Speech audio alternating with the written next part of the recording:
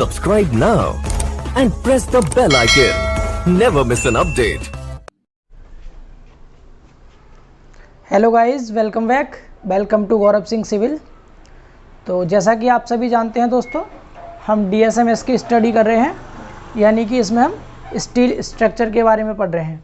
और हमने rivet joint chapter start कर लिया था, जिसका कि आज तीसरा पार्ट है ये। इससे पहले दोनों पार्टों में हमने रिवेट जॉइंट के 7 टॉपिक्स कंप्लीट किए थे, तो वहीं से आगे आज कंटिन्यू करेंगे, यानी कि इसके 4 टॉपिक और बचे हुए हैं ये। तो पहले हम इन चारों टॉपिक के बारे में पढ़ेंगे, इनके फॉर्मूले देखेंगे, डिजाइन के स्टेप्स देखेंगे, ठीक है। उसके बाद फिर हम न्यूमेरिकल क्वेश्चंस डिस्कस करेंगे। तो देखिए दोस्तों, जैसा कि आप सभी को UPBT बोर्ड की न्यूज़ तो मिली गई होगी, और न्यूज़ क्या, आपको स्कीम भी मिली गई होगी। 6th सेम की स्कीम भी आ गई है आप सभी की, और आपको जान के खुशी होगी कि आपका सबसे पहला एग्ज़ाम DSMS का ही है, जो कि 11 जुलाई को है। तो अभी आपके पास दोस्तों काफ़ी टाइम है, मैक्स टू मैक्स आपके पास 50 दिन समथिंग है अभी, और आप इन 50 दिन को काफ़ी अच्छे से यूटिलाइज़ कीजिएगा, जिसमें कि मैं पूरी तरह से आपके साथ हूँ, ठीक है। तो दोस्तों, अब जो मैं आपको DSMS पढ़ा रहा हूँ, मैं आपको बता दूँ इसे हम कब तक कंप्लीट कर लेंगे। तो हम अब तक सबसे पहला चैप्टर पढ़ चुके थे DSMS का, जिसमें कि हमने स्टील स्ट्रक्चर के बारे में जाना था, उसके सेक्शन देखे थे, ठीक है। फिर हमने रिवेट जॉइंट स्टार्ट किया था। तो आई होप सो आज हम इसकी टोटल जितनी भी थ्योरी है रिवेट जॉइंट की, वो सारी कंप्लीट कर लेंगे, और कल की क्लास में हम रिवेट जॉइंट के सारे क्वेश्चंस भी कवर कर लेंगे। और मैंने अब क्लास का टाइम थोड़ा सा बढ़ा दिया है, अब आपकी डेली 1 घंटे की क्लास रहेगी, और हम पूरे मई के मंथ में आराम से आपका कोर्स कवर कर लेंगे। तो रिवेट जॉइंट के बाद दोस्तों हम फिर आगे बेल्ट जॉइंट पढ़ेंगे, ठीक है। बेल्ट जॉइंट लगभग 2 से 3 दिन में कवर हो जाएगा पूरा। फिर टेंशन मेंबर पढ़ेंगे, कंप्रेशन मेंबर पढ़ेंगे, कॉलम बेस पढ़ेंगे, ट्रस पढ़ेंगे। तो हम ओवरऑल लगभग मई में कंप्लीट कर लेंगे।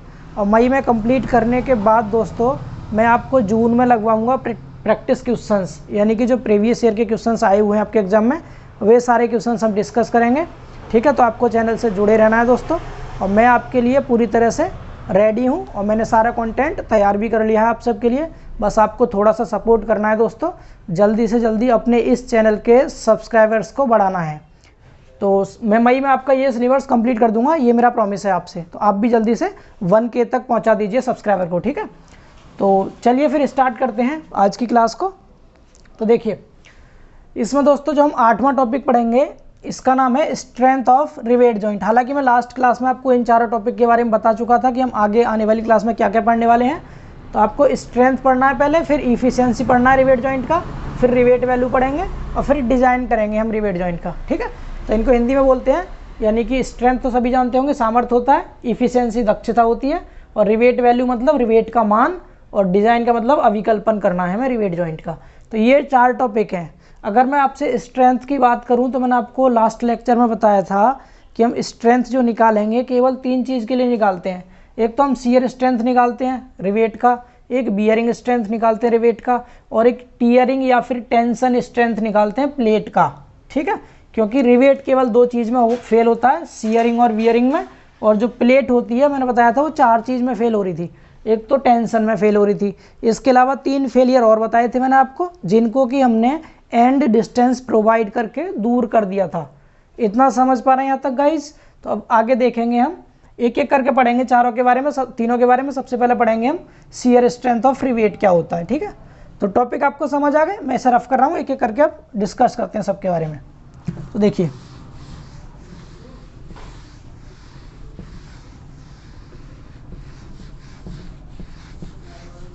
तो सबसे पहला जो हमारा 8वां टॉपिक है आज का, जिसका नाम है स्ट्रेंथ ऑफ रिवेट जॉइंट, इसको देखेंगे। आपको आराम से समझते चलना है दोस्तों, ठीक है। थोड़ा सा कोऑपरेट कीजिएगा, आज मेरी हेल्थ थोड़ी ठीक नहीं, इसलिए मैं थोड़ा स्लो बोलूँगा, आप समझते चलिएगा। हिंदी में कहते हैं इसको रिवेट जोड़ की सामर्थ्य, रिवेट जोड़ की सामर्थ्य, ठीक है। तो स्ट्रेंथ निकालनी है। तो सबसे पहले मैंने क्या बताया, 3 स्ट्रेंथ बताई थी आपको, कौन कौन सी? शियरिंग, बियरिंग और टीयरिंग, ठीक है। तो पहले हम शियर स्ट्रेंथ निकालेंगे। तो सबसे फर्स्ट निकालेंगे हम शियर स्ट्रेंथ। इसके फॉर्मूले बहुत इंपॉर्टेंट है दोस्तों, और पूरे डिजाइन तक यही फॉर्मूले बार बार रिपीट होंगे, आपको याद कर लेने यहीं पे, ठीक है। शियर स्ट्रेंथ, तो देखिए सपोज डैट ये कोई रिवेट, ये कोई लैप जॉइंट है, ठीक है, इधर देखिएगा,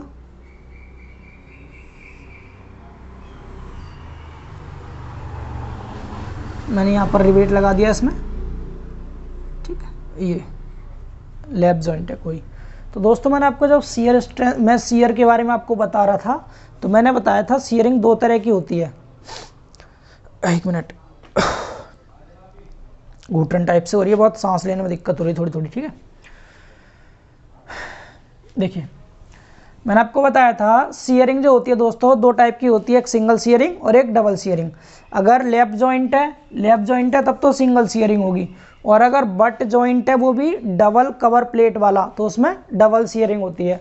तो इसमें सबसे पहले हम सिंगल शियरिंग के लिए फॉर्मूला देखेंगे, फिर डबल शियरिंग के लिए। तो पहले लिख देंगे आप सिंगल शियरिंग, ठीक है, सिंगल शियरिंग हो रही है अगर, यानी एकल अपरूपण कहते हैं इसको। सिंगल शियरिंग के लिए क्या फॉर्मूला होगा, तो देखिए सिंगल शियरिंग में क्या होगा दोस्तों, आपने यहाँ पर कोई फोर्स लगा रखा है, ये PS, ठीक है, ये कोई फोर्स है। अब जब मैंने क्या बताया था शियरिंग किसे कहते हैं, शियरिंग मतलब जब ये रिवेट यहाँ से कट जाएगा, जॉइंट से यहाँ से कट जाएगा, जैसे ये कोई रिवेट था, ये यहाँ पर कोई रिवेट था, ये, ठीक है, एक फोर्स तो इधर को लग रहा था ऐसे इधर को, और एक फोर्स इधर को लग रहा था, तो क्या होगा, बीच में से यहाँ से कटने की कोशिश करेगा यहाँ से। सपोज यहाँ से जब ये कट जाएगा, देखिए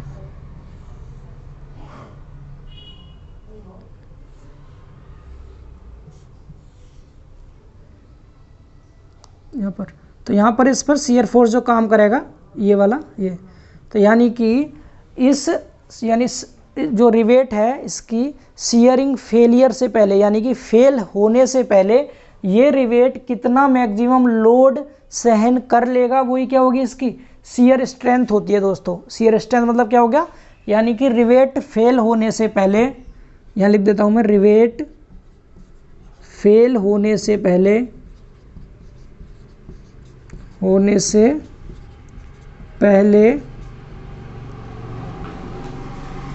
ऐसे लिख दीजिए, रिवेट द्वारा लिख लीजिए, रिवेट द्वारा फेल होने से पहले वहन किए गए या फिर सहन किए गए बल, सहन किया गया बल, सहन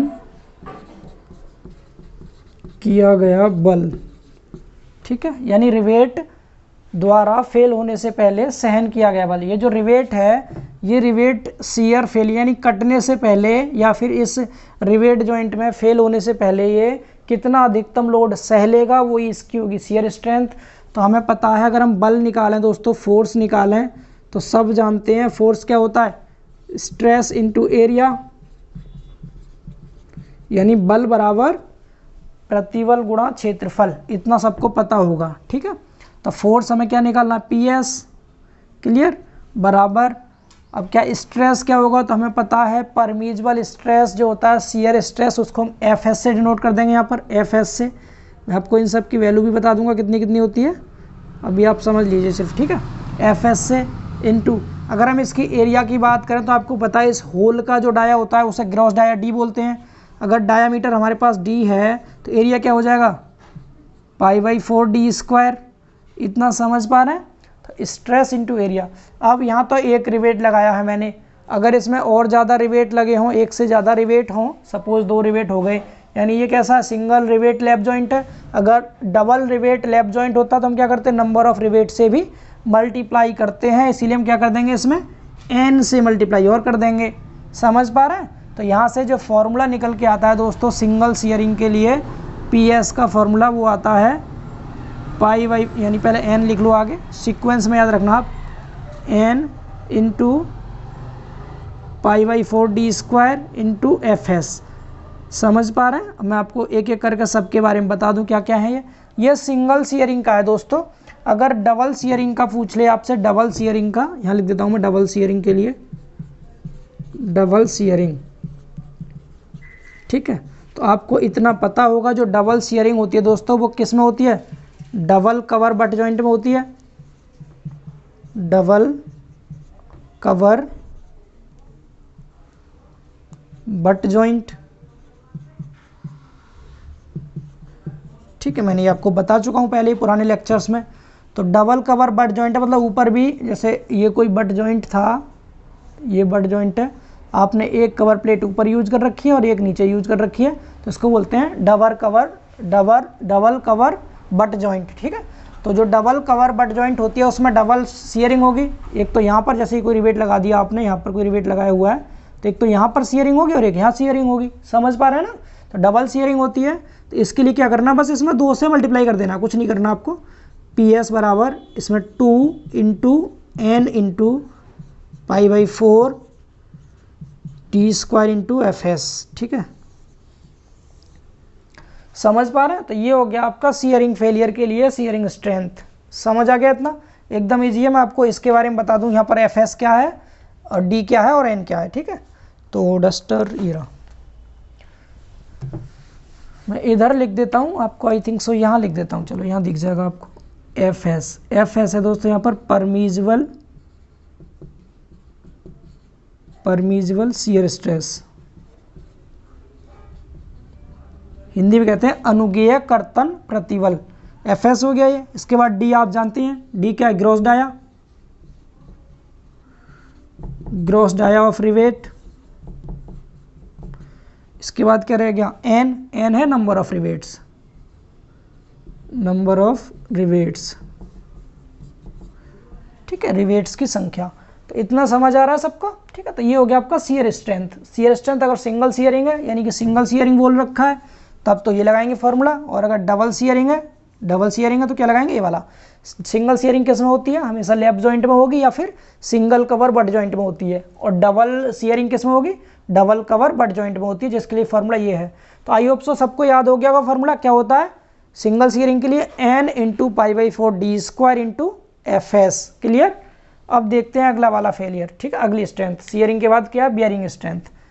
समझ आ गया गाइज, ये डायग्राम मैंने आपको समझाई दिया बना के, रफ करता हूँ मैं इसको, समझ गए होंगे। आगे देखिए, थोड़ा सा कोऑपरेट करिएगा। हेल्थ ख़राब होने के बाद भी दोस्तों मैं क्लास ले रहा हूँ, आप बस मेहनत से पढ़ते रहिए, अच्छे मार्क्स लेके आइएगा। ठीक है, आपके पास काफ़ी टाइम है, मैक्स टू मैक्स 50 दिन है, 3 बार आप DSMS पढ़ सकते हैं तब तक। ठीक है, मैं गारंटी दे रहा हूँ आपको डेली क्लास मिलेगी और लगभग मई के मंथ में ही हम पूरा कोर्स कवर कर लेंगे। ठीक है, आपको बस जुड़े रहना है चैनल से, और प्लीज़ करके थोड़ा सब्सक्राइबर का ध्यान रखिए भाई। ठीक है, आने वाले टाइम में आपको मैं सारी क्लासेस ही ऑनलाइन कर दूंगा, तो इसीलिए आपको घर बैठे बिल्कुल फ्री पढ़ने का इससे अच्छा प्लेटफॉर्म नहीं मिलेगा आपको। तो जल्दी जल्दी आपके कॉन्टैक्ट में जितने भी लोग हैं सबको बताइए, जो भी पढ़ते हैं आपके दोस्त या फिर जो भी आपके साथी हैं सबको बता दीजिए। ठीक है, दूसरा देखेंगे सेकंड, शियर हो गया। शियर फेलियर के बाद अब आएगा बियर फेलियर, यानी वियरिंग फेलियर नहीं सॉरी स्ट्रेंथ। ठीक, बियरिंग स्ट्रेंथ ऑफ रिवेट की बियरिंग स्ट्रेंथ। बियरिंग को धारण कहते हैं दोस्तों, धारण सामर्थ्य। ठीक है, जो रिवेट की धारण सामर्थ्य,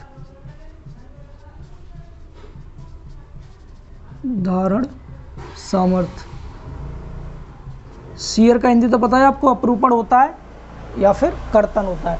तो देखिए वियर स्ट्रेंथ ऑफ रिवेट क्या होती है। वियर स्ट्रेंथ, जैसे ये कोई जॉइंट है, कोशिश करूंगा आपको डायग्राम बना के समझाने की। ठीक है, समझते रहिए। जो फॉर्मूले, इसमें फॉर्मूले ही मेन है दोस्तों, आपको फॉर्मूले याद करने हैं बस। अगर आपको फॉर्मूले याद हो गए तो बस, इससे ज़्यादा कुछ नहीं। फिर इस पर जो फोर्स लग रहा है इसको हमने PB बोल दिया। ठीक है, B फॉर बियरिंग। तो यहाँ पर क्या लिखेंगे हम, फेल होने से पहले यहाँ पर आपको सिंगल डबल कुछ नहीं देखना है, क्योंकि यहाँ सिंगल शियरिंग नहीं है, ये क्या बियर। और बियर में क्या बताया था मैंने आपको, जो इसका डाया होता है जब इस पर हम लोड लगाते हैं तो ये जो होल होता है जहाँ पर हमने प्लेट लगाई है, ये होल सर्कुलर से इलिप्टिकल हो जाता है, फैल जाता है ना थोड़ा सा रप्चर के कारण। तो वही क्या करना है आपको, यहाँ पर देखिए, यहाँ लिख देंगे आप फेल होने से पहले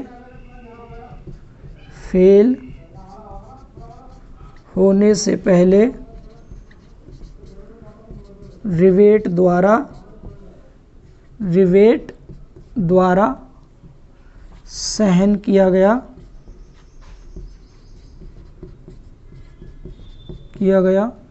धारण बल। ठीक है, बल बोल दीजिए, फोर्स। तो सेम फॉर्मूला यूज करना, force equal to stress into area. PB निकालना है आपको यहाँ पर। तो स्ट्रेस इनटू एरिया, तो यहाँ पर जो स्ट्रेस लेते हैं दोस्तों हम, स्ट्रेस क्या लेंगे, एफ वी लेंगे, वहाँ एफ एस लिया था, एफ वी, ये वियरिंग स्ट्रेस होती है, इसकी वैल्यू आपको क्वेश्चन में देगा। अब जो एरिया यूज करते हैं दोस्तों, हम इसका एरिया रेक्टेंगुलर एरिया यूज करते हैं केवल। कैसा? रेक्टेंगुलर एरिया यूज करेंगे, रेक्टेंगुलर, ठीक है। इसका डाया, सॉरी इसकी थिकनेस और इसका डाया, इन दोनों का आयताकार क्षेत्रफल यूज करते हैं, तो क्या हो जाएगा ये टी इंटू डी, ठीक, ये हो गया। और नंबर ऑफ रिवेट्स है, मल्टीप्लाई कर देंगे जितने रिवेट्स होंगे, ठीक है, तो ये आता है फॉर्मूला निकल के। अब देखिए, अगर आपको, ये तो हो गया किसके लिए, अगर लैप जॉइंट है तब, अगर आपको बट जॉइंट दे रखा हो दोस्तों, फॉर बट जॉइंट, यहाँ लिख देता हूँ मैं, फॉर बट जॉइंट, ठीक है। तो बट जॉइंट के केस में आपको ये तो देखना ही है, साथ में एक और फॉर्मूला लगाना है, पी वी बराबर एफ वी इंटू, जहाँ पर टी लिखा है ना, तो देखिए यहाँ पर एक प्लेट ये हो गई, दूसरी प्लेट ये हो गई, और दोनों तरफ आपने कवर प्लेट प्रोवाइड कर दी। तो इन दोनों कवर प्लेट की जो मोटाई होगी, इसकी मोटाई और इसकी मोटाई, इन दोनों को ऐड करके थिकनेस लेते हैं हम। तो अगर दोनों मोटाई सेम है, सपोज हमने इसको T1 मान लिया, कवर प्लेट की मोटाई को, और ये भी T1, तो T1 प्लस T1 कितना हो जाएगा, 2T1, तो 2T1 इंटू डी, और इसमें मल्टीप्लाई कर देंगे हम किससे, N से, तो ये क्या आ जाएगी यहाँ से, ये आ जाती है दोस्तों bearing strength for butt joint. तो अब इन दोनों में से जो कम आएगी, इन दोनों में से दोस्तों जो मिनिमम होगी, मिनिमम वैल्यू, वो होगी हमारी बियरिंग स्ट्रेंथ, इन दोनों में से। समझ पा रहे हैं? बियरिंग के लिए शियर के दो फॉर्मूले थे, सिंगल शियरिंग, डबल शियरिंग, उसमें से कंडीशन के अकॉर्डिंग आपको फार्मूला यूज करना है। यहाँ पर भी कंडीशन को देखना है, लैप जॉइंट है तो केवल ये फार्मूला यूज करेंगे, और बट है तो दोनों लगाएंगे, दोनों में जिसकी वैल्यू कम होगी वो लेंगे हम पी वी की वैल्यू। यहाँ तक समझ आ रहा है? आप डी जानते हैं, टी और T1 और एफ वी के बारे में बता दे रहा हूँ आपको यहाँ पर। तो यहाँ लिख देता हूँ मैं, देखिए कहाँ, यहाँ लिख दूँ, इधर दिख रहा होगा, आई होप सो, यहाँ। तो यहाँ पर देखिए एफ वी जो है दोस्तों, वो क्या है, wearing stress, wearing, permissible wearing stress, ठीक है, एफ वी है परमिजिबल वियरिंग स्ट्रेस, ठीक। एफ वी हो गया परमिजिबल वियरिंग स्ट्रेंथ, यानी अनुगेय धारण प्रतिबल, एफ वी। इसके बाद क्या रह गया, टी, टी क्या, thickness of man, thickness of thinner man plate, thinner man plate, Hindi में कह देंगे इसको अनुगेय धारण प्रतिबल, इसको कहेंगे मुख्य प्लेट की जो ये दो मुख्य प्लेटें ये वाली, इनमें से जो कम मोटाई की होगी, सपोज दोनों बराबर मोटाई की है तब तो कोई सी भी यूज कर लो आप, जैसे ये भी टी है, ये भी टी है, और अगर इनमें से सपोज कोई सी कम थिकनेस वाली है, तो कम थिकनेस वाली की जो थिकनेस होगी उसे लेंगे हम, यानी thickness of thinner man plate, पतली वाली मैन प्लेट की थिकनेस है टी, और दोस्तों T1 क्या है यहाँ पर, थिकनेस ऑफ कवर प्लेट, ठीक है। मैं साथ साथ आपको बताता चल रहा हूँ सब कुछ, आप समझते चलिएगा। थिकनेस ऑफ कवर प्लेट, ये जो है ये कवर प्लेट, इधर भी, ठीक है, thickness of cover plate T1, n number of rivets हैं, डी फॉर ग्रॉस डाया है, मैंने अभी बताया था पीछे। दूसरा फॉर्मूला सबको समझ आ गया। अब तीसरा देखेंगे, इसका आप स्क्रीनशॉट ले सकते हैं दोस्तों, ठीक है। अब आगे देखेंगे तीसरा फॉर्मूला,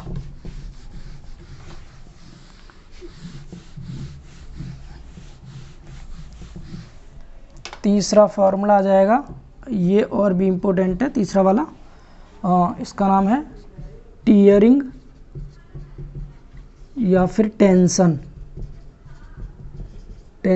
स्ट्रेंथ, ठीक है, ऑफ, ये रिवेट नहीं, ये प्लेट का होता है, ये प्लेट की स्ट्रेंथ होती है, क्योंकि रिवेट टेंशन में फेल नहीं होता है, टेंशन में कौन फेल होती है, प्लेट। तो यहाँ पर मैं आपको प्लेट का डायग्राम बना रहा हूँ, एक ध्यान से देखिएगा इधर,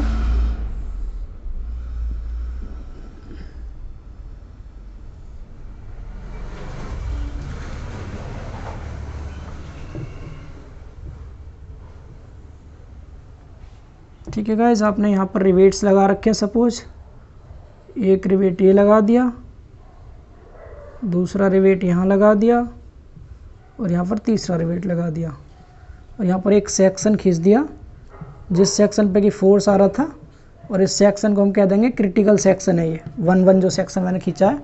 इसकी चौड़ाई मान लिया आपने b। तो यहाँ पर दोस्तों आपको एक चीज़ का विशेष ध्यान रखना, टेंशन स्ट्रेंथ जब हम प्लेट की निकालेंगे, अगर आपसे एंटायर प्लेट कह रखा है उसने, एंटायर प्लेट का मतलब हो गया अगर आपको टोटल प्लेट के लिए निकालनी है टेंशन स्ट्रेंथ, तब तो फॉर्मूला हो जाएगा आपका, देखिए यहाँ पर क्या होगा, PT कैपिटल P और T यानी टेंसाइल स्ट्रेंथ। तो यहाँ क्या होगा, टेंशन में फेल होने से पहले रिवेट द्वारा, चलिए लिख देते हैं आपके लिए, टेंशन इसको हटाइए, अभी इसको नीचे लिख देंगे, यहाँ लिख दे रहा हूँ मैं, टेंशन में फेल होने से पहले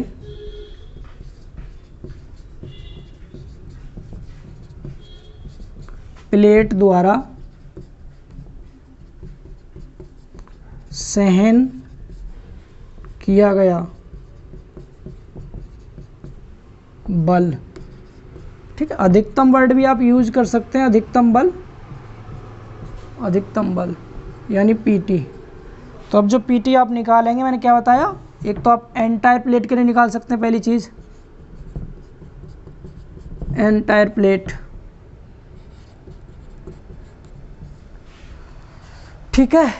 तो देखिए एंटायर प्लेट के लिए फॉर्मूला क्या होगा, हमें क्या निकालना है, बल, फोर्स इक्वल टू क्या होता है, स्ट्रेस इनटू एरिया।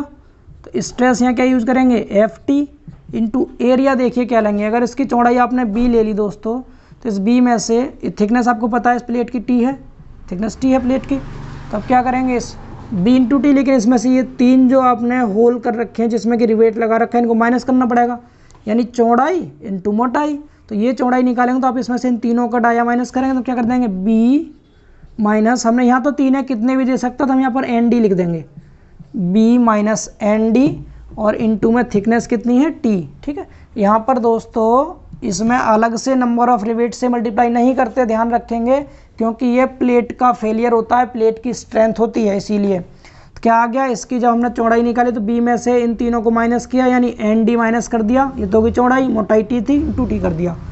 ये आ गया फॉर्मूला एंटायर प्लेट के लिए। अगर दोस्तों आपसे पिच लेंथ के लिए पूछ ले, किसके लिए, पिच लेंथ के लिए, पिच लेंथ या फिर गेज लेंथ भी पूछ सकता है आपसे, गेज लेंथ। तो अगर पिच लंबाई या फिर गेज लंबाई के लिए पूछता है तो वहाँ पर PT का फॉर्मूला रहता है दोस्तों, B, यहाँ पर FT तो रहेगा ही, ये वाला FT, स्ट्रेस तो आएगा ये FT, इनटू में पिच में से माइनस करेंगे D को और इनटू T लिखेंगे, ये होता है पिच के लिए। अगर आपको गेज के बारे में क्या रखा है, तो जहाँ पर पिच लिखा है आपने वहाँ क्या कर देंगे, gauge, small g minus D into T।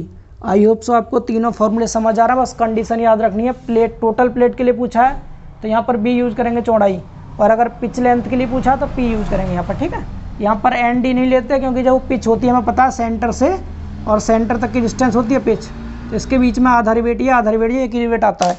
ठीक है, सॉरी। तो ये होगी टेंसाइल स्ट्रेंथ यानी टीयरिंग स्ट्रेंथ। इतना समझ आ गया सबको, ठीक है। अब जो आपकी रिवेट जॉइंट की मेन स्ट्रेंथ होती है वो क्या होती है, ये सुन लीजिए ध्यान से, ये तीसरी थी ना, ये तीसरा था, रफ कर रहे हैं इसे, आगे देखेंगे। आज की क्लास में आपका ये रिवेट जॉइंट हम कंप्लीट कर देंगे, थ्योरी पोर्शन पूरा। हो सकता है न्यूमेरिकल मैं कल कराऊंगा, और कल न्यूमेरिकल सारे करा दूंगा इस चैप्टर के जितने भी होंगे। ठीक है, सॉरी, ठीक है, चाहे ये क्लास आपकी 1.5 घंटे की ही क्यों ना रहे। आज ठीक से बोल नहीं पा रहे हैं भाई, सॉरी, बट आप समझते चलिएगा प्लीज़, हाँ, क्योंकि हेल्थ थोड़ी सी ज़्यादा डाउन है, बोलने में दिक्कत हो रही है, सांस लेने में प्रॉब्लम हो रही है हल्की सी। देखिए, तो ये हटाइए, तो समझ गए थे आप। अब जो रिवेट जॉइंट की स्ट्रेंथ होगी दोस्तों, हम तीनों चीज़ निकाल चुके, क्या क्या निकाल चुके, एक तो हमने सबसे पहले PS निकाला था, N into π/4 D² into FS। ठीक, सिंगल के लिए डबल में 2 से गुणा करते थे, या फिर दूसरा क्या था, 2 into N into π/4 D² into FS। समझ पा रहे हैं, ये तो था शियर, ये था शियर स्ट्रेंथ। दूसरा हमने वियर निकाला था, वियरिंग कर लो, वरना बियर का कुछ भी मतलब समझ सकते हैं। इधर देखिए PV, अगर आपको PV निकालना है तो PV का फॉर्मूला क्या बताए थे, इसके भी 2 फॉर्मूले थे, एक तो था T इंटू D एन आगे लेते हैं इसमें भी, और इनटू में एफ वी, ठीक। और दूसरा क्या था, और दूसरा था P V equal to N into T के प्लेस पर 2T1 into D into F V, ये था। इनमें से जो कम आता था, यहाँ तो कंडीशन के हिसाब से, यहाँ पर इन दोनों में जो कम आएगा वो। और तीसरा था टेंशन पी टी, इसके भी फॉर्मूले दो थे। एक तो था क्या, B minus N D into F T, और या फिर दूसरा था P T equal to B की जगह पिच यूज कर लेंगे two D into F T, ठीक है, ये था।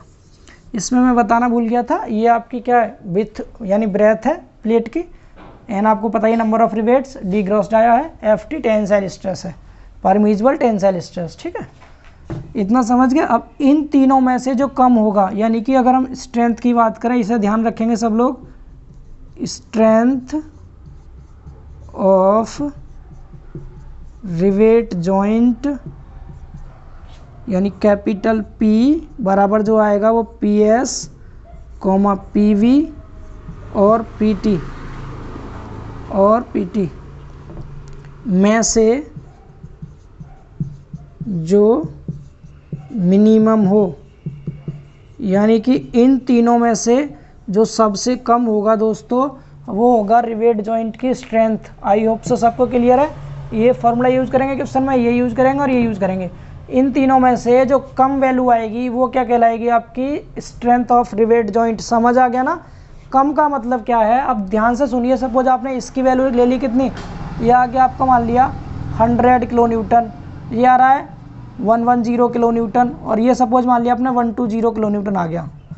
अब अगर आप देखें तो प्लेट टेंशन में तो 120 किलो न्यूटन तक लोड सह ले रही है, इसमें 110 तक, लेकिन इसमें केवल 100 तक ही सह पा रही है। तो इसका मतलब क्या है, इसमें जैसे ही आप 100 से ऊपर लोड लगाएंगे आपका रिवेट शियर में फेल हो जाएगा, और जब रिवेट शियर में फेल हो गया दोस्तों तो पूरा जॉइंट फेल नहीं हो जाएगा। इसका मतलब जितना कम से कम वैल्यू होगी वही तो उसकी स्ट्रेंथ होगी। अगर आप इससे ज़्यादा लगाएंगे, हालांकि ये बियर तो सह लेगा 100 से ज़्यादा, अगर आपने सपोज 105 भी इस पर अप्लाई कर दिया लोड तो ये तो सह लेगा, ये भी सह लेगा, लेकिन शियर में तो फेल हो जाएगा ये, और जब शियर में फेल हो गया तो जॉइंट फेल हो गया पूरा। इसका मतलब क्या है, जो कम से कम वैल्यू होती है तीनों में से वही इसकी स्ट्रेंथ हो जाती है। आई होप सो क्लियर होगा सबको, समझ पा रहे हैं। तो यस, ये टॉपिक आपका हो गया कंप्लीट। अब देखते हैं अगला टॉपिक, टॉपिक नंबर 9 इफिशियंसी, ठीक है। प्लीज़ फार्मूले आप ज़रूर याद कर लें, क्योंकि कल की क्लास आपको समझ नहीं आएगी अगर फार्मूले याद नहीं हुए, समझ नहीं आया तो। जो भी चीज़ समझ ना आए तो सारे बच्चे कमेंट जरूर करेंगे, जिनको भी समझ नहीं आ रहा है वो कमेंट करके बताएंगे कहीं पे कोई डाउट है तो, ठीक है, ताकि मैं न्यूमेरिकल की क्लास स्टार्ट करने से पहले आपको बता सकूं, आपके डाउट्स को क्लियर कर सकूं। अगला देखिए topic number 9 efficiency of rivet joint. Efficiency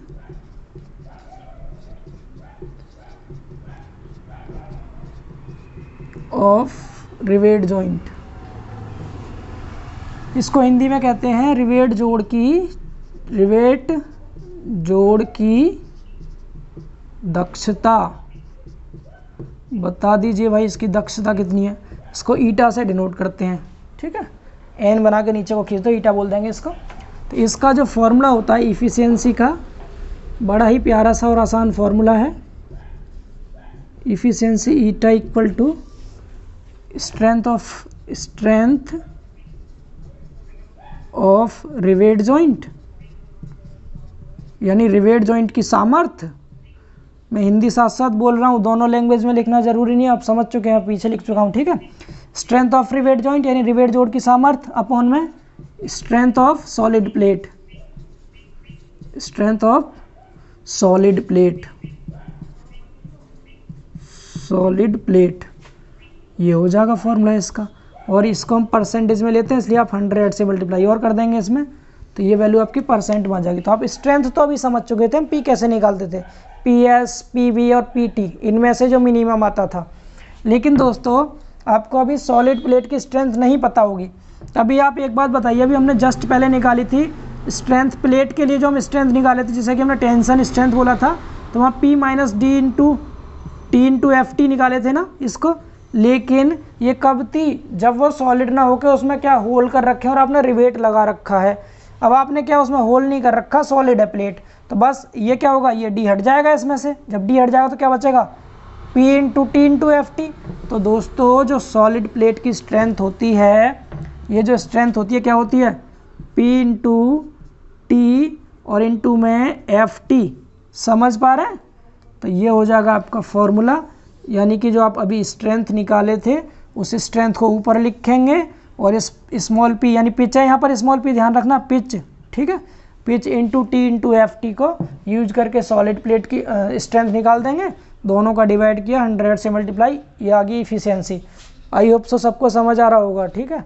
अब रिवेट वैल्यू देखेंगे, अगला टॉपिक भाई यही है। अगर आपसे इसकी डेफिनेशन पूछे तो क्या लिखेंगे, the percentage ratio, the ratio of strength of rivet joint and strength of solid plate is called efficiency, यानी कि रिवेट जोड़ की सामर्थ्य और ठोस प्लेट की सामर्थ्य के अनुपात को रिवेट जोड़ की दक्षता कहते हैं और इसको परसेंटेज में लेते हैं, ठीक है। चलिए आगे बात करते हैं अगले टॉपिक की, टॉपिक नंबर 10, टॉपिक नंबर 10। और इस टॉपिक नंबर 10 का क्या नाम था, इसके बाद इफिशियंसी के बाद रिवेट वैल्यू। बहुत आसान है रिवेट वैल्यू भाई, इससे आसान कुछ नहीं है। रिवेट वैल्यू को आर से डिनोट करते हैं, ठीक है। रिवेट वैल्यू क्या होती है, यानी रिवेट का मान किसे कहते हैं, तो आपको ये पता होना चाहिए। जो रिवेट फेल होता है दोस्तों, रिवेट फेलियर हमने पढ़ा था, रिवेट किस किस में फेल हो रहा था, तो रिवेट दो चीज़ में फेल होता है मेरे प्यारे भाई बहनों। पहला तो हो गया क्या, सबसे पहला जो होता है रिवेट फेल वो होता है किसमें, शियर में, शियर में हो रहा था। और दूसरा किसमें होता है, वियर में, यानी वियरिंग में। शियरिंग और वियरिंग में दो ही तो फेलियर होते हैं रिवेट में, ठीक है। टेंशन फेलियर तो प्लेट में होता था। तो अब जब इन दोनों के फेलियर हो रहे हैं रिवेट में, तो रिवेट द्वारा सहन किया गया वह अधिकतम बल जो क्या होगा, जो कि वो शियरिंग और वियरिंग में फेल होने से पहले सहन कर ले, वो क्या हो जाएगा उसका, वो हो जाएगी रिवेट वैल्यू। यानी कि अभी जो आपने दो स्ट्रेंथ निकाली थी, शियरिंग के लिए कौन सी निकाली थी, PS, और इसके लिए क्या निकाली थी, PV। तो इन दोनों में से जो कम वैल्यू आएगी वही क्या होगी, रिवेट वैल्यू। R की जो वैल्यू होगी वो क्या होगी, PS और PV में से जो कम हो, ठीक है जी। देख लीजिए भाई अपने हिसाब से, ठीक है। समझ पा रहे हैं ना आप लोग, बस समझते रहिए। अगला टॉपिक देखेंगे, बस यही है, PS और PV में समझ दोगे ना क्यों कहते हैं इसको रिवेट वैल्यू, क्योंकि रिवेट दो चीज़ में फेल होता है, एक शियर में और एक वियर में। तो शियर और वियर में फेल होने से पहले रिवेट जितनी अधिकतम बल को सहन कर लेगा वही तो उसकी रिवेट वैल्यू होगी। रिवेट द्वारा सहन किया गया अधिकतम बल रिवेट के फेल होने से पहले रिवेट वैल्यू हो गई। तो रिवेट दो चीज़ में फेल होता है, PV और PS में। तो PS और PV में से जो कम वैल्यू होगी वही हो जाएगी रिवेट वैल्यू, ठीक है। आगे देखिए, अब रफ करते हैं इसको। तो देखिए दोस्तों, ये मैंने कुछ नोट पॉइंट लिखे हुए हैं आपके लिए, यानी कि अब हम लास्ट का टॉपिक डिज़ाइन पढ़ने से पहले कुछ नोट पॉइंट देख लेते हैं। ये काफ़ी इंपॉर्टेंट पॉइंट है। जैसे कि सबसे पहले पॉइंट लिखा है मैंने, पहले ही लिख लिया मैंने ये, ताकि टाइम ज़्यादा ना लगे। तो phi equal to normal dia of rivet, यानी कि जो फाई आएगा, जो हम किस डिज़ाइन में यूज़ करेंगे फाई, वो क्या होता है, वो रिवेट का नॉर्मल डाया होता है, मतलब सामान्य व्यास होता है रिवेट का। जो डी होता है वो क्या होता है, ग्रॉस डाया ऑफ रिवेट। हालांकि मैं इसे आपको स्टार्टिंग में पढ़ा चुका हूँ सबसे पहली क्लास में, यानी रिवेट का क्या होता है, ग्रॉस डाया होता है। अब डी की जो वैल्यू निकालते हैं फाई से, डी फाई से थोड़ा ज़्यादा होता है, मैंने यहाँ पीछे करा दिया था आपको। 5 + 1.5 mm होता है और डी की वैल्यू 5 + 2 mm होती है। अगर फाई का मान 25 mm से कम या बराबर है तब तो फाई में हम 1.5 mm जोड़ते हैं डी निकालने के लिए। अगर फाई की वैल्यू 25 mm से ज़्यादा है तो हम डी में 2 जोड़ देते हैं, फाई में 2 जोड़ देते हैं डी निकालने के लिए। इतना क्लियर है। तीसरा पॉइंट है टी मैंने क्या बताया था, thickness of thinner main plate. जो दो मेन प्लेट होती हैं उसमें से जो थिनर होगी, पतली वाली प्लेट होगी, उसकी मोटाई होती है टी। और T1 क्या होता है, थिकनेस ऑफ कवर प्लेट, अभी बताया था मैंने आपको। तो जो T1 हम निकालते हैं दोस्तों, इसके लिए फॉर्मूला होता है 5/8 T, यानी कि जो मेन प्लेट होगी उसका 5/8 गुना होती है कवर प्लेट, ठीक है। तो इस फॉर्मूले को याद रखना आपको, ये फॉर्मूला काफ़ी इंपॉर्टेंट है। समझ पा रहे हैं। अगला पॉइंट है अनविन्स फार्मूला, इसको वेरी इंपॉर्टेंट कर लीजिए, हालांकि ये कंपटीशन एग्जाम में भी पूछा जाता है अनविन फार्मूला, ठीक है। तो अनविन फार्मूला क्या होता है, जो आपकी जो प्लेट होती है मेन प्लेट, उसकी जो थिकनेस होगी टी, इस थिकनेस के हिसाब से हम जो यूज करेंगे अपना रिवेट, उसका डाया क्या होगा ये बताते हैं, फाई की वैल्यू निकालते हैं। समझ पा रहे हैं। तो मेन प्लेट की थिकनेस जितनी दे रखी होगी उसके लिए हम, यानी कि सपोज कुछ मोटाई दे रखी है, सपोज आपको 10 mm दे रखी है थिकनेस, तो 10 mm के लिए हम कितने mm डाया का रिवेट यूज करेंगे ये बताता है अनविन फार्मूला। तो इस फार्मूला क्या होता है, phi equal to 6.05 under root T, यानी जो थिकनेस होगी प्लेट की उसको रूट टी करके इसमें 6.05 से मल्टीप्लाई कर देते हैं, याद रहेगा। यानी कि मुख्य प्लेट की अगर आपको मोटाई दे रखी है तो नॉर्मल डाया रिवेट का कैसे निकालते हैं, 6.05 अंडर रूट टी, ये होता है अनविन फार्मूला, काफ़ी इंपॉर्टेंट है, याद रखना है आपको। क्लियर। आगे देखिए, अब इसमें एक पॉइंट लिखा है मैंने, देखिए ये तीनों पॉइंट लिखे मैंने स्ट्रेस के बारे में, आपको पता है एफ टी क्या होता है, टेंसाइल स्ट्रेस, लेकिन कभी कभी एग्जाम में दोस्तों ये सिग्मा ए टी से भी लिखा था, ए फॉर एक्सियल होता है, टी फॉर टेंशन, ठीक है। तो axial tensile stress, sigma A T भी लिखा रहता है, ये एफ टी, दोनों नाम याद रखेंगे, काफ़ी इंपॉर्टेंट है, ठीक है। इसको टेंसाइल स्ट्रेस बोलते हैं। दूसरा जो एफ एस था जिसे कि आप शियर स्ट्रेस बोल रहे थे, ये टाओ वी एफ से भी डिनोट किया जाता है कभी कभी। टाओ वी आपने पढ़ा होगा आरसीसी में, टाओ वी क्या होता था, शियर स्ट्रेस होता था ना, तो ऐसे यहाँ पर टाओ वी एफ से भी इसको डिनोट कर देते हैं शियर स्ट्रेस को। अगला जो एफ वी था जिसे कि आप कहते हैं वियरिंग स्ट्रेस, एफ वी, इसको टाओ पी एफ से भी डिनोट करते हैं, पी एफ से, ठीक है, बियरिंग स्ट्रेस को। तो ये सारी वैल्यू न्यूटन पर mm स्क्वायर में होती है क्योंकि ये स्ट्रेस है। अब इनकी वैल्यू देख लीजिए, कुछ परमिजुअल स्ट्रेस की मैंने वैल्यू लिखी हुई है, एक तरफ टेंसाइल स्ट्रेस है एक रो में, एक में लिखी है मैंने शियर और एक में वियरिंग, ये सब न्यूटन पर mm स्क्वायर में है। इधर मैंने ये रिवेट दिखा रखे हैं, ठीक है। रिवेट के टाइप्स मैंने आपको स्टार्टिंग में बताए थे। तो यहाँ पर पहला है हैंड ड्राइवन फील्ड रिवेट, यानी कि हैंड मतलब हाथ से जो हम लगाते हैं, जिसको फील्ड में यूज करते हैं, वो है ये हैंड ड्राइवन। ये कम शक्तिशाली होता है, मैंने आपको बताया था, इसकी सामर्थ्य कम होती है। फिर पावर ड्राइवन फील्ड रिवेट की इससे ज़्यादा होती है, मध्यम होती है इसकी, और सबसे ज़्यादा होती है पावर ड्राइवन शॉप रिवेट की, जो कि आप शॉप से खरीद के लाते हैं जिसको, ठीक है। तो इनकी स्ट्रेंथ क्या क्या है, फुल फॉर्म समझ में आ गई सबको, hand driven field rivet, power driven field rivet, power driven shop rivet. देखिए इसकी टेंसाइल स्ट्रेंथ 80 है, और जो शियर स्ट्रेस है वो भी 80 है, और वियरिंग स्ट्रेस 250 है, यानी कि 80 80 250, 90 90 270, 100 100 और 300, यानी कि टेंसाइल स्ट्रेस और शियर स्ट्रेस तो बराबर है तीनों की, ठीक है। सॉरी, टेंसाइल स्ट्रेस और शियर स्ट्रेस तो बराबर है, हाँ जी, ठीक है। इसकी 80 80, इसकी 90 90, इसकी 100 100, और वियरिंग स्ट्रेस सबसे ज़्यादा है। आई होप आप समझ रहे होंगे, वैल्यू है, सिर्फ आपको याद करनी इजीली है, ठीक है। हैंड ड्राइवन फील्ड रिवेट के लिए 80 80 250, पावर ड्राइवन फील्ड रिवेट के लिए 90 90 270, और पावर ड्राइवन शॉप रिवेट के लिए 100 100 300। समझ आ गया ना। तो ये कुछ इंपॉर्टेंट पॉइंट्स थे जिन्हें कि मैं डिस्कस करूंगा आपके लास्ट के टॉपिक डिजाइन में। तो चलिए बात करते हैं डिजाइन की, आप इसका स्क्रीनशॉट ले सकते हैं या फिर लिख सकते हैं ऐसे, ठीक है। तो आगे देखिए, अब लास्ट टॉपिक है आपका टॉपिक नंबर 11, और ये सबसे इम्पोर्टेंट टॉपिक है अब तक का, सबसे ज़्यादा इम्पोर्टेंट। तो टॉपिक का नाम है डिज़ाइन, 11 टॉपिक है, design of rivet joint, rivet joint, ठीक है। लैप जॉइंट हो या बट जॉइंट, दोनों का डिज़ाइन सेम ही करते हैं, बिल्कुल, ठीक है। फॉर्मूले मैंने आपको स्टार्टिंग में बताई दिए, फॉर्मूले उसी के हिसाब से यूज करेंगे आप। हालांकि मैं क्वेश्चंस कराऊंगा, बहुत सारे क्वेश्चन कराऊंगा आपको, डिज़ाइन के भी, नॉर्मल भी, स्ट्रेंथ के भी, कई सारे क्वेश्चन। एक क्लास लेके आऊँगा कम से कम 1 घंटे की, उसमें सारे क्वेश्चन कवर हो जाएंगे आपके, बिल्कुल परेशान ना हो आप, ठीक है। देखिए सबसे पहला जो स्टेप होता है इसका, फर्स्ट स्टेप यानी स्टेप 1। अच्छा पहले मैं आपको समझा तो दूँ जरा कैसे करते हैं डिज़ाइन, क्या होती है डिज़ाइन। आपको सपोज कोई भी प्लेट देगा, एक प्लेट ये दे दी आपको और एक प्लेट ये दे दी।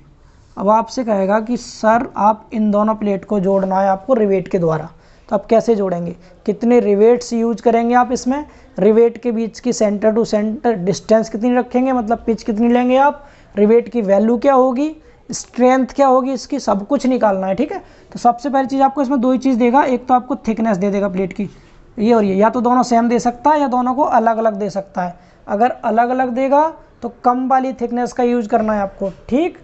इसके अलावा आपको और क्या दे रखा होगा, और मैं इस पर ये दे सकता है कितना फोर्स लगा हुआ है, ठीक है, अप्लाइड फोर्स की वैल्यू दे सकता है, बस इतना देगा, प्लेट की थिकनेस, अप्लाइड फोर्स की वैल्यू, और जो स्ट्रेस की वैल्यू थी जिसे आप F S, F V, F T ये सब था, इन्हें भी दे सकता है क्वेश्चन में। नहीं देगा तो आपको रिवेट का नाम देगा, तो वहाँ से आप परम्यूचुअल स्ट्रेस मैंने आपको बताई दी, उसको यूज कर सकते हैं। समझ पा रहे हैं? ये तो आपको गिवन वैल्यू हो गई, ठीक है। अब देखिए आप निकालेंगे क्या क्या, तो हम बिल्कुल सिस्टमिक तरीके से चलेंगे। सबसे पहले तो हम सब चीज़ की डायमेंशन निकालेंगे। डायमेंशन से मतलब क्या हो गया, सबसे पहले आप निकालेंगे थिकनेस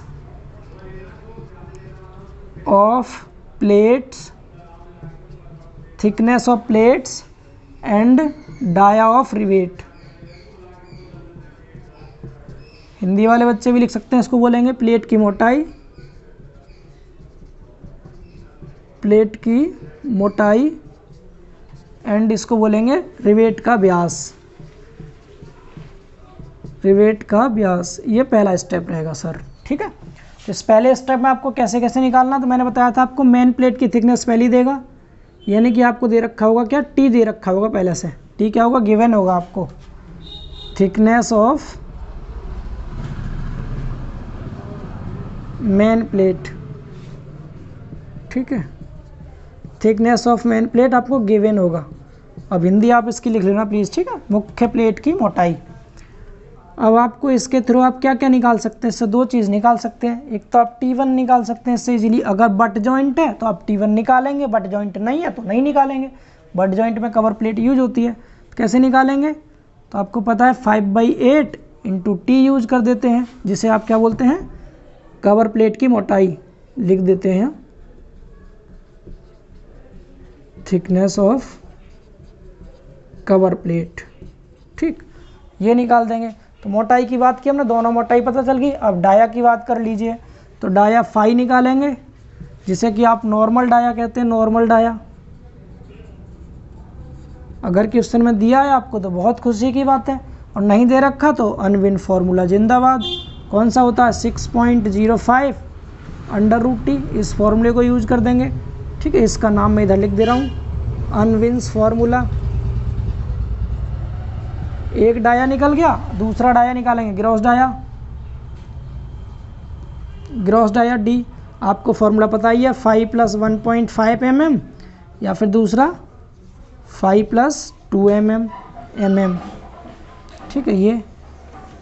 ये कब लगाते हैं, ये लगाते हैं जब फाई की वैल्यू कम या बराबर हो 25 mm के, और ये कब लगाते हैं, जब फाई की वैल्यू ज़्यादा हो 25 mm से। देख लीजिए आप, दोनों डाया निकल गए, एक डाया दो डाया, और दोनों थिकनेस हो गई। समझ पा रहे हैं यहाँ तक? तो इतना काम करना है आपको, पहले स्टेप में सिर्फ सारा कुछ मिल जाएगा। केवल आपको अगर ये एक अकेली वैल्यू दे दी तो आप इन सारी वैल्यूज़ को आराम से इजीली निकाल सकते हैं। समझ पा रहे हैं दोस्तों? आगे देखते हैं, चलिए, ठीक है। दूसरा स्टेप देखेंगे, रफ करते हैं इसे, आगे देखिए।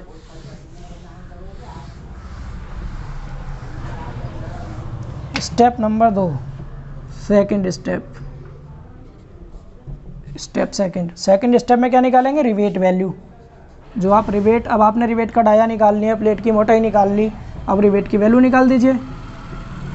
रिवेट वैल्यू जिसे आप रिवेट मान कहते हैं, रिवेट का मान आपको इजीली पता है कैसे निकालते हैं। आपको पता है PS या फिर PV में से जो कम हो,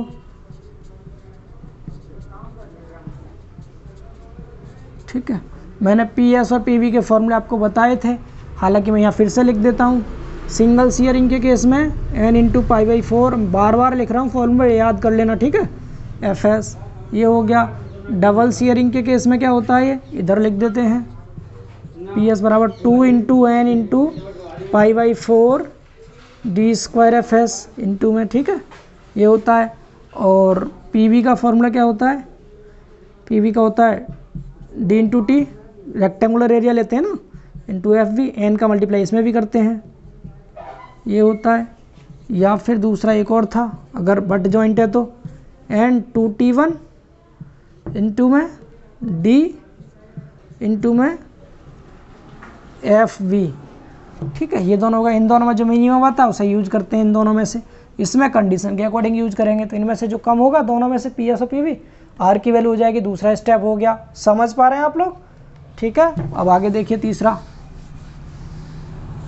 तीसरे स्टेप में आप पिच निकालेंगे, पिच, ठीक है, पिच फॉर मैक्सिमम स्ट्रेंथ, यानी कि अधिकतम सामर्थ्य के लिए पिच, अधिकतम सामर्थ्य के लिए पिच, ठीक है। पिच निकालने के लिए बड़ा सिंपल सा फॉर्मूला है, आपको पता है पीटी को आप आर के बराबर रख दीजिए, यहाँ से आपको पिच मिल जाएगी। पीटी का फॉर्मूला क्या बताए थे, टेंसाइल स्ट्रेंथ का formula small P minus D, small P pitch को बोलते हैं, इंटू टी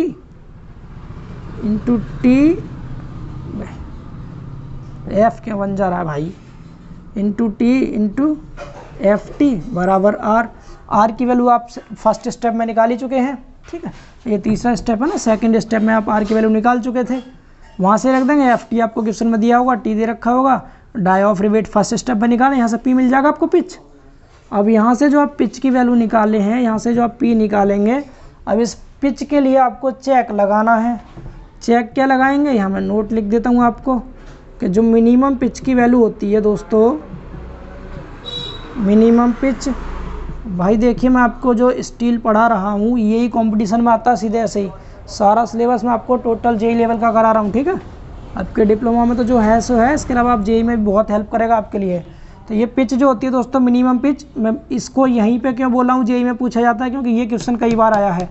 मिनिमम पिच जो होती है 2.5 × 5 होती है, ठीक है। आप याद कैसे रखेंगे इसको, आप इसको 2.5 याद रख सकते हैं, 2.5 को 2.5 2.5 आप लोग ऐसे बोल देते हैं ना, तो आप 2.5 बोल सकते हैं इसको, ठीक है। तो क्या हो गया ये 2.5 इस तरह से मिनिमम पिच। और मैक्सिमम जो पिच होती है वो कितनी होती है, मैक्सिमम पिच, तो पी मैक्स जो होता है दोस्तों वो होता है, रिवेट जॉइंट के लिए बता रहा हूँ मैं, ठीक है, 32 टी या फिर 300 mm, इनमें से जो कम होगा, ठीक है, वो क्या होता है, मैक्सिमम पिच होती है। अब आपको यहाँ पर चेक क्या लगाना है कि ये जो आपने पिच निकाली है, ये पिच मिनिमम से तो कम नहीं होनी चाहिए और मैक्सिमम से ज़्यादा नहीं होनी चाहिए। मतलब क्या कहने का कि ये जो पी की वैल्यू है, पी मिनिमम और पी मैक्सिमम के बीच में आनी चाहिए, यानी इससे ज़्यादा आनी चाहिए मिनिमम से और मैक्सिमम से कम आनी चाहिए। अगर ऐसा है तब तो आप इस वाली वैल्यू को यूज़ करेंगे। अगर ये पिच की वैल्यू इस मिनिमम और इन दोनों के बीच में नहीं आती है, तो फिर आपको अगर इससे कम आती है मिनिमम से, तो आप मिनिमम वाली पिच यूज़ करेंगे, ठीक है, जो आप डिज़ाइन में यूज़ करेंगे, ठीक है। और अगर इस मैक्सिमम से भी ज़्यादा आ जाती है तो फिर आप ये मैक्सिमम वाली यूज़ करेंगे, ये वाली, इसको यूज नहीं करेंगे। फिर समझ पा रहे हैं ना, यानी ये पी की वैल्यू इन दोनों के बीच में लाई करनी चाहिए। ओके, तो ये हो गया तीसरा स्टेप। चौथा स्टेप देखिए, बस 5 ही स्टेप हैं, उसके बाद फिर क्लास को ऑफ करेंगे। आपने वीडियो लाइक नहीं की तो कर लीजिए अभी। स्टेप 4,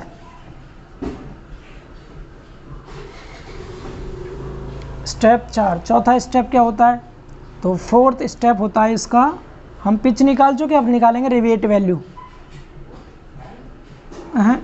रिवेट वैल्यू नहीं, number of rivets. Rivet value तो दूसरे स्टेप में निकाली थी। नंबर ऑफ रिवेट्स यानी कि रिवेट की संख्या, कितने रिवेट आप यूज करेंगे, ठीक है। ये तो इसका सिंपल सा फॉर्मूला, इसको स्मॉल एन से डिनोट करते हैं। जो भी आपको अप्लाइड फोर्स दे रखा होगा जॉइंट के ऊपर, जो आपने फोर्स अप्लाई किया है, जो भी आपको क्वेश्चन में फोर्स दिया गया होगा,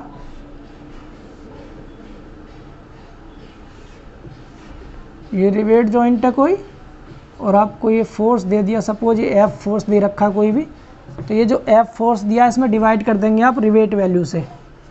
समझ पा रहे हैं, applied force upon rivet value को बोलते हैं हम नंबर ऑफ रिवेट्स। कितना फोर्स आपने रिवेट पर लगाया और रिवेट की वैल्यू कितनी है, इन दोनों का रेशियो क्या कहलाता है, नंबर ऑफ रिवेट्स होता है। यहाँ से रिवेटों की संख्या निकल आएगी, ठीक है। अगर किसी की वैल्यू 1.7 आए या 1.1 भी आ जाए तो हमेशा 2 रिवेट यूज करना, आधा या 1.5 रिवेट कोई नहीं होता है, ठीक है। 2 रिवेट यूज करने आपको उस केस में। तो ये होगी रिवेट वैल्यू का फार्मूला। और लास्ट फार्मूला एंड 5वां फार्मूला है चेक इसका। स्टेप 5 में क्या करेंगे आप, चेक लगाएंगे, ठीक है, चेक फॉर रिवेट जॉइंट। इसका चेक बहुत आसान है, इसका चेक कैसा है कि आप स्ट्रेंथ निकालेंगे, स्ट्रेंथ ऑफ रिवेट जॉइंट निकालेंगे और स्ट्रेंथ ऑफ रिवेट जॉइंट की वैल्यू जो है वो ज़्यादा होनी चाहिए किससे, अप्लाइड फोर्स से, यानी कि जो आप इसके ऊपर फोर्स लगा रहे हैं उस फोर्स से ज़्यादा होनी चाहिए इसकी जॉइंट की वैल्यू, जॉइंट की जो स्ट्रेस है, स्ट्रेंथ है वो। अरे इसकी सामर्थ्य ज़्यादा होगी तभी तो इस लोड को सह पाएगा भाई, इसकी स्ट्रेंथ होनी चाहिए ज़्यादा। अगर इसकी स्ट्रेंथ ज़्यादा नहीं होगी तो फेल हो जाएगा आपका रिवेट जॉइंट, ठीक है। तो स्ट्रेंथ आपको निकालना मैंने बता ही दिया, PS, PB और PT में से जो सबसे कम होगा वो हो जाएगी स्ट्रेंथ, इसकी वैल्यू F से ज़्यादा होनी चाहिए। इसका चेक है दोस्तों, ये बस 5 नॉर्मल से स्टेप थे रिवेट जॉइंट के डिजाइन के, ये स्टेप हो चुके हैं कंप्लीट, ठीक। अब इसके बाद क्या करना है, अब करेंगे हम नेक्स्ट क्लास में इसके न्यूमेरिकल क्वेश्चंस, ठीक है। तो कल मैं इसकी क्लास करा दूंगा आपको, तो प्लीज़ आपको कमेंट करके ज़रूर बताना है कि आपको ये क्लास कैसी लगी, और सभी को फॉर्मूले ज़रूर याद करने हैं ताकि न्यूमेरिकल क्वेश्चंस में आपको हेल्प मिल सके, ठीक है। अगर अभी तक आपने चैनल को सब्सक्राइब नहीं किया है तो चैनल को भी आप सब्सक्राइब कर लीजिए। इसके अलावा देखिए दोस्तों, अभी यूट्यूब पर हमारा इनिशियल टाइम है, तो आपके सपोर्ट की मुझे बहुत ज़्यादा ज़रूरत है। प्लीज़ करके आप सभी चैनल को सब्सक्राइब करें। मैक्स टू मैक्स सब्सक्राइबर को आपको बढ़ाना है, लगभग मई के ही मंथ में आप 1K तक सब्सक्राइबर पहुंचा दीजिए, फिर मैं आपके सारे के सारे सब्जेक्ट जितने भी हैं, इसके बाद अगर आप इन फ्यूचर JEE की भी प्रिपरेशन करते हैं तो वो भी मैं आपको अपने YouTube चैनल पे ही करा दूंगा, बिल्कुल फ्री, ठीक है। सारा कंटेंट आपको बेस्ट दूंगा जो कि JEE में पूछा जाता है। आपको चैनल से जुड़ना है और प्लीज़ करके आपसे रिक्वेस्ट है कि आप सब्सक्राइबर का थोड़ा सा ध्यान ज़रूर रखेंगे, ठीक है, क्योंकि 1000 सब्सक्राइबर होना बहुत ज़रूरी है मेरे लिए, तभी मैं क्लास को आगे और कंटिन्यू कर पाऊँगा। तो आप समझ रहे होंगे आई थिंक सो मैं क्या कहना चाह रहा हूँ, ठीक है। तो ठीक है, फिर मिलते हैं दोस्तों नेक्स्ट क्लास में। तब तक के लिए आप ध्यान रखिए अपना, घर पर रहिए और जुड़े रहिए गौरव सिंह सिविल के साथ, ठीक है। Bye bye, take care.